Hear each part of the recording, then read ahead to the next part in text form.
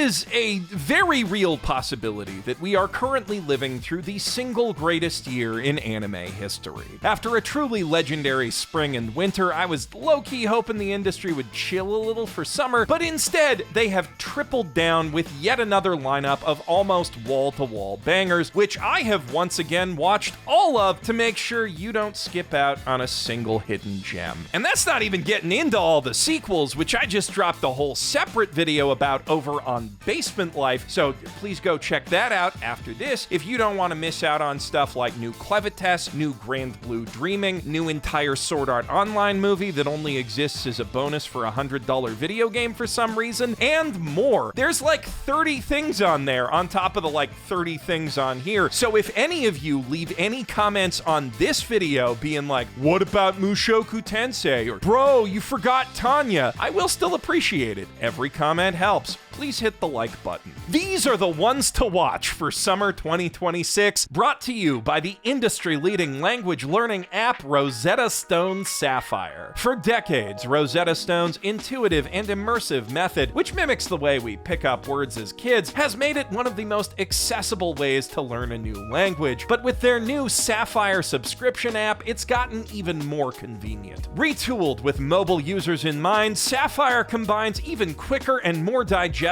handcrafted lessons with handy new features like custom flashcard decks, automatically personalized lesson plans that focus on what you want to learn, and chat missions that let you practice conversing with a virtual agent while getting real-time support and tips. Because not everyone can just stroll over to the Konbini to try out all the new words they just learned like I often do. Rosetta Stone Sapphire is now live in the US, and if you use my link in the doobly-doo, you can start learning for as little as $15, and that comes with all 25 languages. But if you're not in the US, worry not, because you can still use that same link to get a massive discount on a lifetime plan of Rosetta Stone Classic. So don't delay, click away, and start your language learning journey today. Because I like to both save the best for last and start my list with a bang, this one will be taking a rare form I like to call the Science Saru Sandwich, with our top slice being one of the single most hyped up anime of the year, Ghost in the Shell. In contrast to the more somber, pensive vibe of Mamoru Oshii's masterpiece movie adaptations and the equally masterful standalone complex, this new take on Shiro Masamune's transhumanist opus takes the franchise back to its foundations by mimicking the goofier look and more satirical tone of the original manga. A natural fit for Science Saru's bold, fluid style of digitally enhanced animation that pays immediate dividends in both the raucously chaotic fight that kicks off the pilot episode and the surreal visuals that accompany its first ghost dive sequence.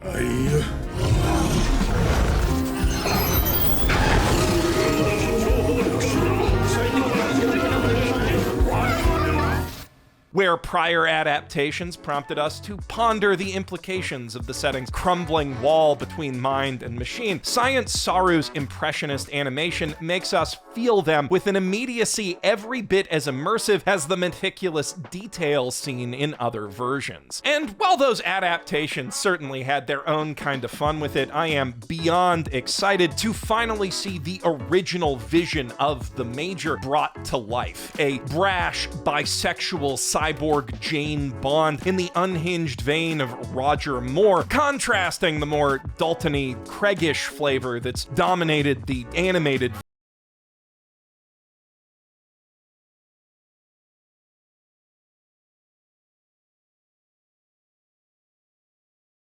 there's anything wrong with taking Gits a little more seriously. The classics are classics for a reason, but that different approach makes this the first iteration since the second gig of SAC with the potential to claim that same classic status. Already, I wouldn't side-eye anyone who calls this their favorite version of Section 9, and when all's said and done, it might very well end up being mine. Science Saru ain't the only legendary studio making gorgeous retro-futurist sci-fi this season, though. Sparks of Tomorrow is a stunning piece of steampunk crafted by the artisans at Kyoto Animation that rivals Steam Boy for sheer jaw-dropping spectacle. The city is a foggy maze of Meiji-era urban sprawl and interweaving pipework, rendered with a hand-painted texture that blends seamlessly into the subtly detailed shading on the characters and the rough-hewn look of its effects animation. The show's impressive enough in its more limited moments, but certain Sakuga cuts look like something you'd only see in an anime movie, and not a cheap one. As for the substance underpinning all that style, the story certainly seems interesting so far. Set in an alternate history where the onset of the Electric Age has been delayed by a few untimely inventor deaths, the series follows a young amateur engineer named Kihashi who inherits a grand dream of a sparkling, fogless future from his older brother Seidoku. But that brother went off to war with a notebook full of all their most promising ideas, never to return, leaving Kihashi to tinker with electric novelties as the world around him rolled over into another century of steam. That is, until the notebook turns back up in the clumsy hands of a wealthy young woman named Inako, who brings it into his workshop along with a machine that needs fixing and a whole mess of trouble. Mitsuketayo, my wife. Yosuke, the scenery-chewing scion of the mighty Mizoe industrial conglomerate, wants the book for his own, no doubt nefarious purposes, and is willing to do anything, including coercing Inako into marrying him, to get his greedy mitts on it. So the pressure is on both her and Kihashi to unlock the book's secrets before he can take it, that they might charge into that bright, inevitable future on their own terms. It, of course, has a long way to go if it wants to claim the title of KyoAni's best steampunk anime, but Sparks of Tomorrow is off to an incredible start. We're usually lucky to see one new show a season that's such a feast for the senses, let alone two, but this summer is a dang old buffet. The World is Dancing is a historical anime about the life of Zeami Motokiyo, a renowned no actor whose dancing captured the eye and heart, it's rumored, of Shogun Ashikaga in the late 14th century. He wrote many plays that are still performed to this day, as well as Japan's first treatises on the philosophy of drama, all of which sounds like it would make for a fascinating, if drab, little drama in its own right, but this show is anything but.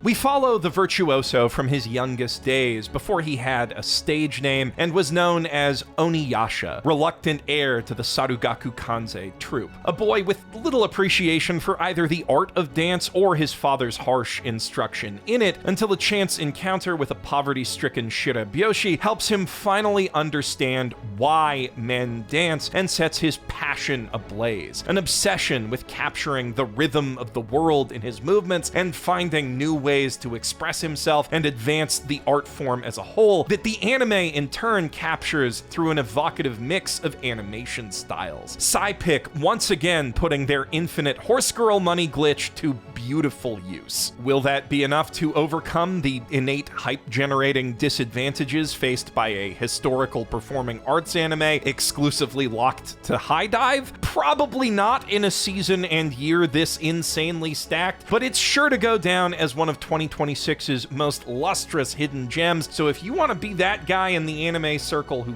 really knows the good shit, this'll be one to keep an eye on. As will, I suspect, Draw This Then Die, a surprisingly heartfelt cute girls doing otaku things thing about a young girl with an imagination as big as her friend group is small, and the deeply depressed author of the obscure, cancelled one-volume seinen manga that made her lonely childhood bearable. Plus a few other lovable goofballs who make up the manga club of their isolated small-town high school. It's a story about how stories can lift us up and inspire us to be more than we are, about the burning passion that drives us to tell stories of our own, the immense effort required to make them match the vision in our heads, and the crushing knowledge that even all of that work won't guarantee success in the brutally competitive world of manga.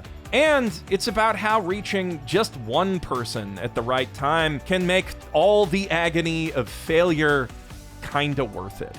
It's also about adorable little gremlins being adorable. 同好会設立には最低3名の会員が必要ですと。ヒヤスミンと赤服と1名足りない。 Anime can be more than one thing. This one is charming and hilarious, more than a little magical in how it depicts the power of imagination, and nigh impossible to watch without a big dumb smile on your face. But at the same time, it had me tearing up almost constantly through the first 2 episodes. I am admittedly a bit oversensitive to anime about artists' struggles, so maybe this one won't hit all of you quite as hard, but there is something real special about it. Every job presents its own struggles, though, and we all need a way to escape them from time to time. Sasaki, a middle-aged salaryman toiling away in sales under an abusive bastard of a boss, has 2. Smoking, to steal a few precious minutes of company time throughout the day, and Yamada, a cheery cashier at his local supermarket who's almost always there to greet him with a smile when that day is over. Except, that is, when a day runs too long and he needs her the most, but one such evening he chances upon a gorgeous, cool, devilishly cheeky woman named Tamaya lounging by the supermarket loading dock, who invites him to join her for a little smoke break. Now, I don't have to tell you who she actually is. It's very obvious to anyone with one eyeball and a few functioning brain cells. But in Sasaki's defense, most of his are fully burned out by the time he gets there every night to talk to his new pal about her cute coworker and other life junk.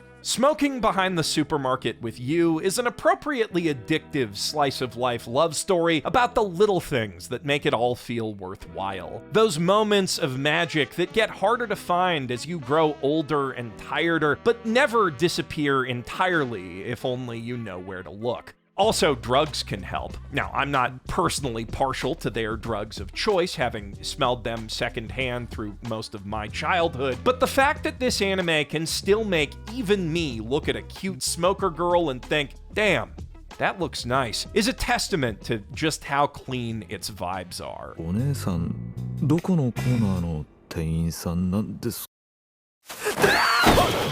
ちょいちょい、火ちょうだいよ。なあ、そう言ったよ。ほんの少し遊び心を。 But what if you don't want your smoker waifus cute, though? What if you want them f***ed up? And not just kinda f***ed up. Not, ooh, girl fail, I can fix her, bro. I mean really f***ed up. Beyond fixing, beyond reason. The kind of cat girl you can't even jork it to, because the noxious stink of her rotting, ashy mouth gives you flashbacks to your drunken lout of a father. Well, okay, maybe you still can a little, but you really don't feel good about it, especially not once you start hearing her explosive diarrhea through your paper-thin apartment walls.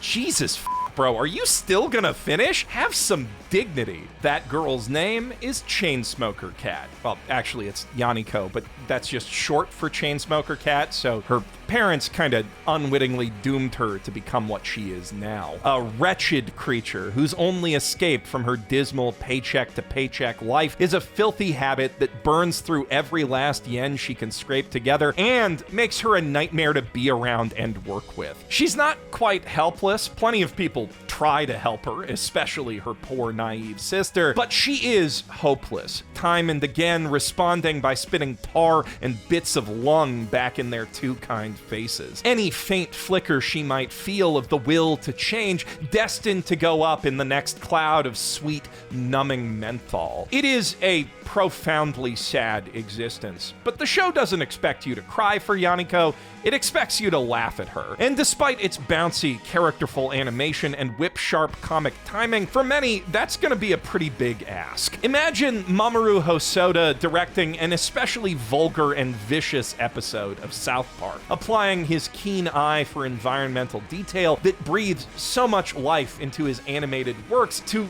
the mold and smoke stains and dried vomit of a shithole so vile you can smell it through your screen. Where abstract paper cutouts would create distance from the disgusting subject, the combination of high-fidelity backgrounds and moe-style characters here pulls you uncomfortably, eye-wateringly close. It is a viscerally unpleasant anime, unapologetically nasty in both spirit and aesthetics, which, for me, only makes the schadenfreude-fueled humor hit harder. But if you're the type who prefers a little cream and sugar in your comedy, this pitch-black flavor will likely gross you all the way out of it.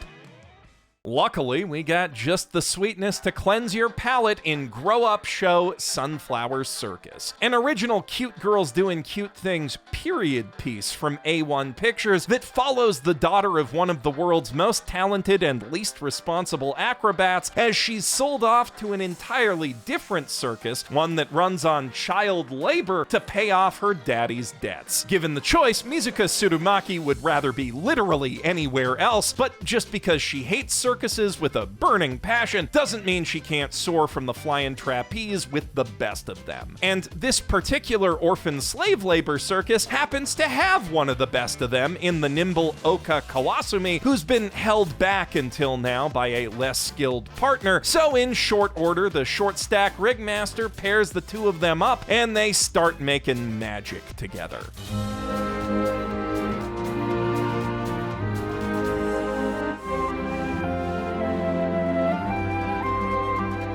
This being an original anime, it is kind of hard to peg down exactly where the plot's going after only 2 episodes, but since it's a moe comedy anime, that doesn't matter nearly so much as whether the girls are cute, which they absolutely are. The animation here is gorgeous, even by the standards of this especially gorgeous season, and the writing is exceptionally sharp, with an off-kilter sense of humor that really suits the circus setting. My only real complaint is that the 1950s period piece aspects feel like a bit of an afterthought in the character designs, which look like they could be doing cute things in basically any decade, but the designs themselves are fantastic and full of personality, so it's a minor gripe at most. Now, for anyone craving a second shot of sugar, there's also Kaiju Girl Caramelise, an adorable shoujo romance built on the tried and true trope of a shy, awkward girl catching the eye of the hottest guy in school and then turning into Godzilla every time he makes her heart race. Run!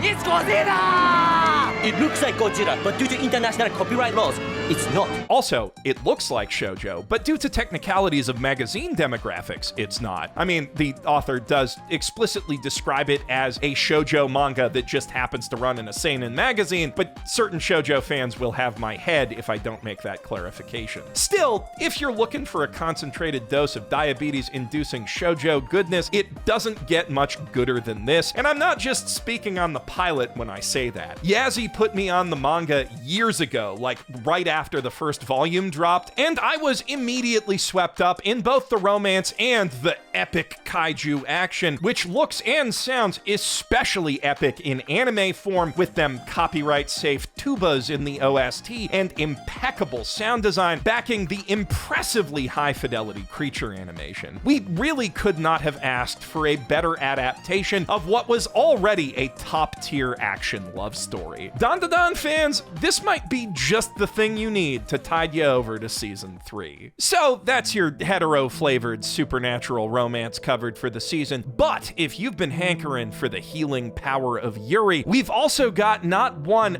but 2 excellent examples of that for you to enjoy. And in the first one's case, I do mean that whole healing power thing very literally, because in the magical child soldier school of I Wanna Love You Till Your Dying Day, they teach their students oral application techniques for recovery magic, meaning you will not have to wait to confirm that this is not bait. Though, if you think that means you're in for a happy ending, allow me to direct your attention to the little girl who is literally soaked in blood.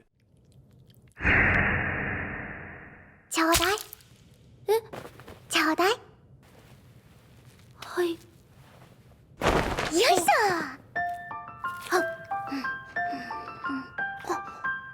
Okay, Mimi, you're sending a bit of a mixed message there, but still, I think y'all get it. It's a story as much about loss as it is about love, and the way that passion can be intensified by the knowledge that any day might well be your last. You know, lots of ruminating on the meaning of life, fundamentally damaged people finding comfort in each other, all that sad jazz. That said, it is also one of the most atmospheric, sumptuously Sakuga-packed fantasy anime of the year, which is really saying something this year in particular. But how about that other Yuri thing, though? If you've seen Rock is a Lady's Modesty, Young Ladies Don't Play Fighting Games is basically that with Street Fighter instead of Foo Fighters. And I don't mean like Road Boxer or Sweet Flighter or some other McDonald's bullshit. They got the actual license from actual Capcom for both SF4 and 6, with the difference between the two actually being plot significant. Our heroine, Aya Mitsuki, is a Kami main who started with 4, but found her passion burning out as she moved on to 6, and all the scrubs online and at her middle school failed to keep up with her. Devoting lab time to her studies instead, she pursues a new goal of becoming the most refined young lady in all of Japan by landing a scholarship at a fancy all-girls boarding school where she spends her days sipping complimentary lemon water in the cafeteria while trying to option select the least embarrassing pavo food to tell her new rich friends about. But when she catches the school idol, Mio Yorue, running online sets in an empty classroom on account of games being banned in the school dorms, she accidentally lets just a little too much ball knowledge slip and swiftly finds herself command grabbed into a Kabedon. 分かったはずですよね。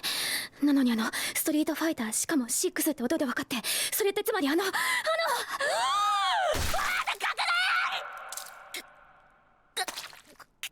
ゲーマーですよね。Girl really ought to know to stay out of those corners. Young Ladies Don't Play Fighting Games presents the hobby with an authenticity rarely seen in anime. From its beautifully executed gameplay footage to its accurate fight stick animations to, most important of all, the unhinged passion of the players themselves. The willingness to play anywhere they can set up and literally crawl through broken glass if that's what it takes to keep playing that defines the hardest core of the FGC. If you're in the community, you are gonna absolutely love it, and it will more than satisfy most Yuri enjoyers as well, though I should warn anyone hoping for a kiss that these girls' spacing game might be a little too good. Surprisingly, though, they don't have the best trash talk game of the season, though if anyone's gonna take that crown from a fighting gamer, of course it would have to be a chef. Iron Walk John is a tale of two rival prodigies, John and Kiriko, heirs to the greatest Chinese food dynasties in all of Japan, who are brought together under one kitchen roof after John's grandfather lights himself on fire because he can't stand the idea of living with damaged taste buds, which should give you some idea of the kind of energy his grandson is bringing to the dinner table. For Kiriko, cooking is an act of love, for the process, for the ingredients, and above all, for the customer. She strives to give everyone she serves her absolute best because anything less would be a disservice. In John's eyes, though, your best only has value so long as it's better than someone else's. His grandpa's brutal Spartan training taught him to see cooking as a competition, where one must use whatever odd ingredients or techniques they can to utterly crush the pathetic dishes of their foes.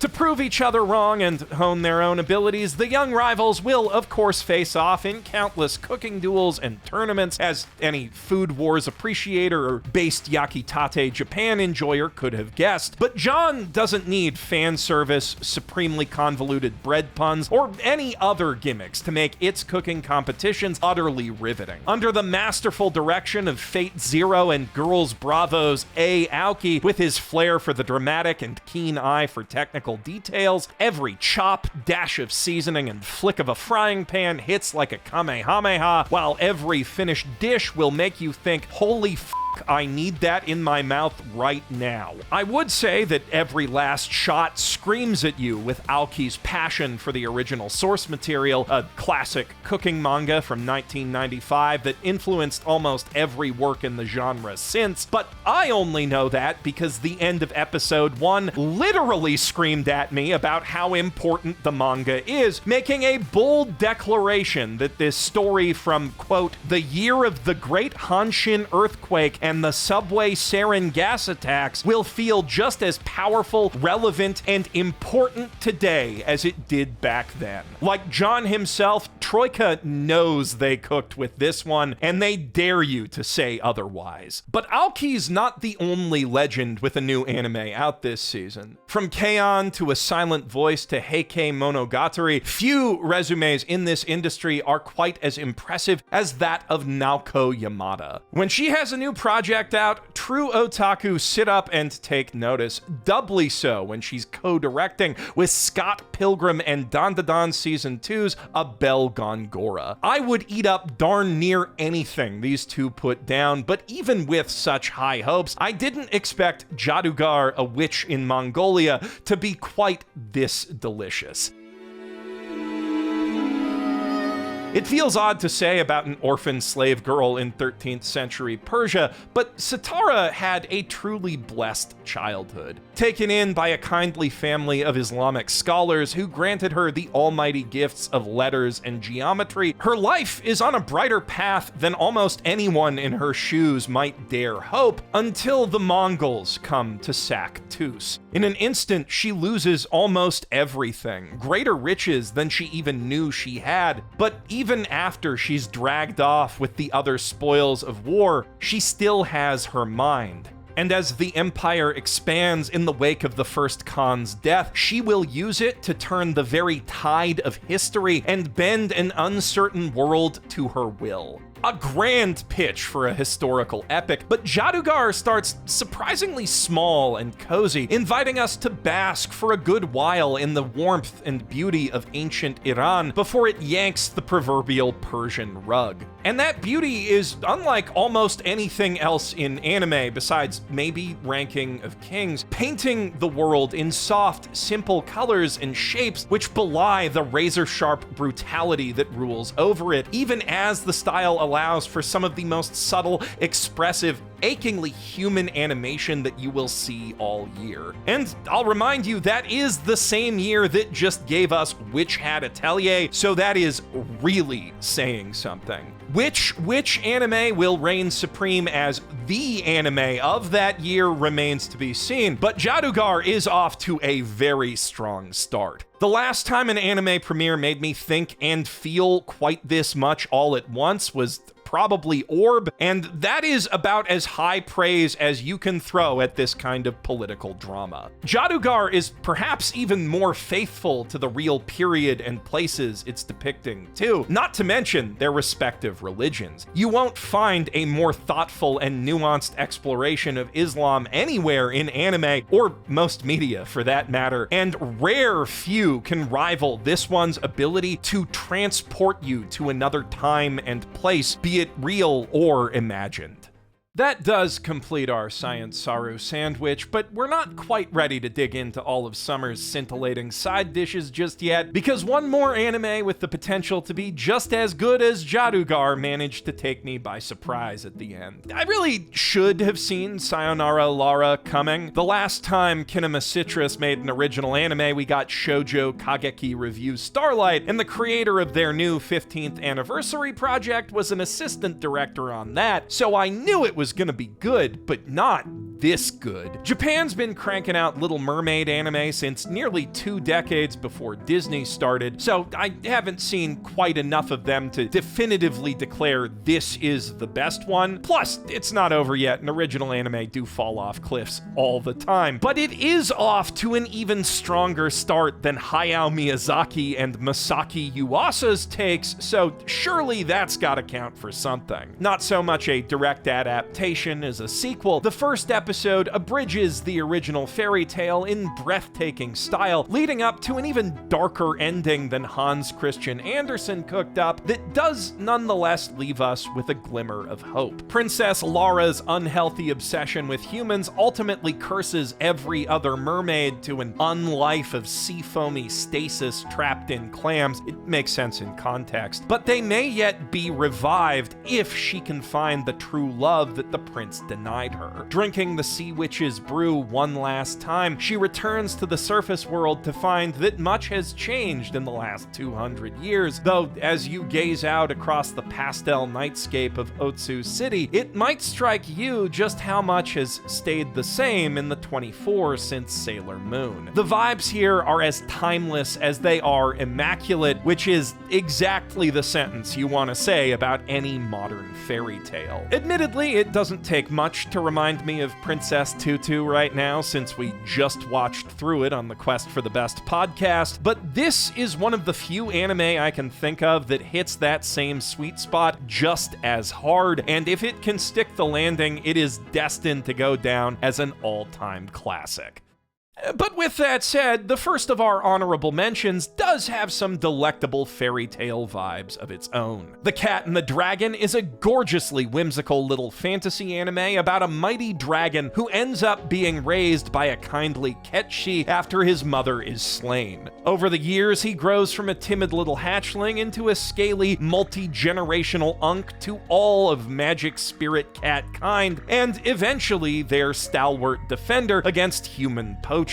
In time, this allows for a new understanding to blossom between the species under his mighty wings, and from there, things get even more interesting. For anyone craving something a little different from your typical RPG-esque fantasy fare, I can't recommend it enough. And if you want something a little different from your typical villainess fare, A Livid Lady's Guide to Getting Even: How I Crushed My Homeland with Mighty Grimoires offers the rare treat of watching an actual villainess do villainess stuff. The kindly self-sacrificing Lady Elizabeth Leiston eventually deciding that her cheating piece of shit fiancé and the fickle, gossipy peasantry doesn't deserve her help as she flees to a foreign empire and vows to bring her former kingdom to its knees in vengeance. Dramatic, atmospheric, and tightly paced, the show's distinctive combination of political thrills and magical action makes for quite the ride. Not every anime lady of means is quite so competent as Ellie, though. In fact, Hinako, future CEO of the mighty Konohana Corporation, is about as incompetent as it gets. I mean, the little gremlin can barely walk 2 feet without tripping over not even her own shoelaces, literally nothing, which is a bit of a problem for the family whose entire billion-dollar brand name rests on her empty little head. And now, after a mid-kidnapping meet-cute with the airheaded heiress, it's beleaguered scholarship student Itsuki Tomonari's problem to solve as her rich girl caretaker, assisting in her studies, making sure she gets to class on time despite a Zorro-esque sense of direction, and generally doing anything else needed to prop up her perfect image without any of her peers catching on. Perhaps not the most original comedic premise in all of rom-coms, but this series shines nonetheless through its near-flawless execution of the fundamentals. And I can say the same for Black Torch, yet another shonen battle type thing about a vaguely delinquent-y dude with a heart of gold who gets caught up in impossibly deadly supernatural shenanigans and only survives by absorbing the power of an ancient mighty mighty demon. You know, we have JJK at home, but if every store brand alternative tasted this good, that wouldn't be nearly as much of an insult. The action rips, the atmosphere drips, and the very tropey characters carry themselves with an irresistible charisma. This is that bang zoom pow upper end of mid-tier shonen battle goodness that you will never get enough of no matter how old you get. And since you can never get enough of it, you will be more than happy with the second helping you get from Tomb Raider King. Now, at first glance, you'd be forgiven if you mistook this webtoon adaptation for another season of Solo Leveling. I know I did when I saw the first trailer. And even at second glance, the whole dungeons popping up everywhere, corporations control access, only one guy can see stat screens, and also he has an OP blonde love interest deal sounds pretty familiar, but then you start to notice that Seo Ju-han has an actual personality, as do most of the people around him, something that really comes through in the more harsh-edged, exaggerated style of the animation compared to Solo Leveling's polished but relatively sauceless look. Then there's the whole time travel angle, which is pretty darn compelling, as is the focus on power gain through relics rather than EXP, creating this sort of Shaolin showdown vibe that I really with. Speaking of things that are sort of like other things though, you know all those super emotional anime about able-bodied dudes dating deaf girls? Love Unseen Beneath the Clear Night Sky is another one, but this time she's blind. So let's hope it gets a dub so people can appreciate the representation, which does seem worth appreciating as it explores the difficulties faced by the unsighted and the many tools and strategies they can use to overcome them, while painting its hero as admirable in her vulnerability without making her seem weak or helpless, ultimately creating a catalyst for some potent romantic chemistry with a hero who understands a little too well how bad it can feel to have your efforts met only with pity. I should note, though, that the trailer starts with a line about how people die out of nowhere, so, keep some tissues at hand. For those seeking a more feel-good sort of love story, Please Excuse My Younger Brothers is a lighthearted, expressively animated little rom-com about a hard-working daughter of a single mother who always wanted a big happy family and gets a little more than she bargained for when mom remarries. Then stepdad gets randomly transferred for work right after they go on honeymoon, leaving her alone in a house with 4 cute younger guys she barely knows. A classic reverse harem setup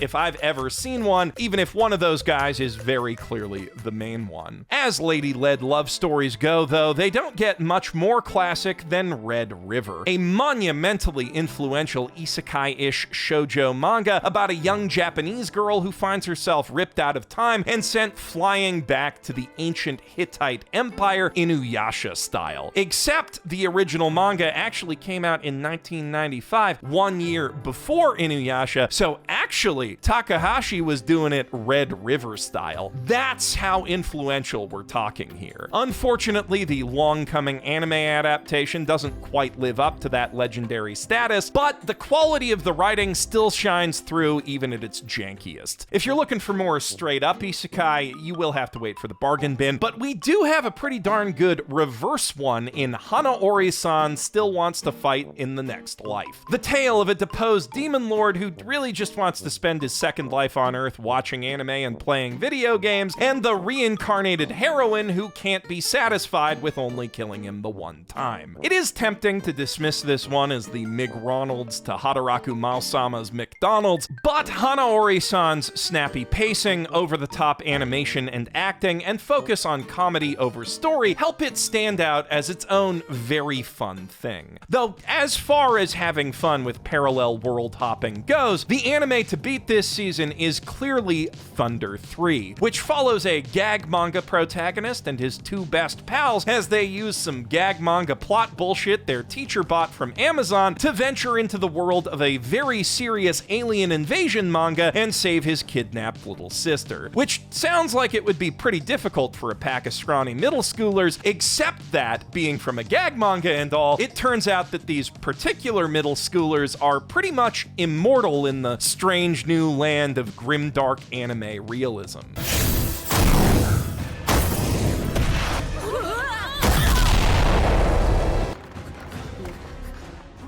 Some not great 3D CG animation holds this one back from being as good as it could be, but the strength of the premise alone has my attention. If you want to see some of the best 3D CG in the business, on the other hand, look no further than Bang Dream Yume Mita. More comedy-focused than It's My Go or Ave Musica, the latest iteration of Bushiroad's Answer to Love Live is probably the weakest anime in the franchise overall, with a flimsy story about 4 VTubers who somehow accidentally sign up to be in a corporate girl band that none of them want any part of. But it is still Bang Dream, so the vivid, lovable characters and great music still manage to carry the day. Now, to be honest, I have no idea how to segue out of that into my last honorable mention, Darasan of Reiwa, but I'd have that problem with almost any other anime because it's just so fucking weird. This horny horror comedy follows 2 extremely open-minded siblings after a landslide lets loose the ancient spirit of murder and vengeance that their family has kept sealed on a mountain for generations, and they both decide she's their new best friend now. That ancient spirit, having mellowed out quite a bit over the centuries, is mostly chill with that, though at the same time, she is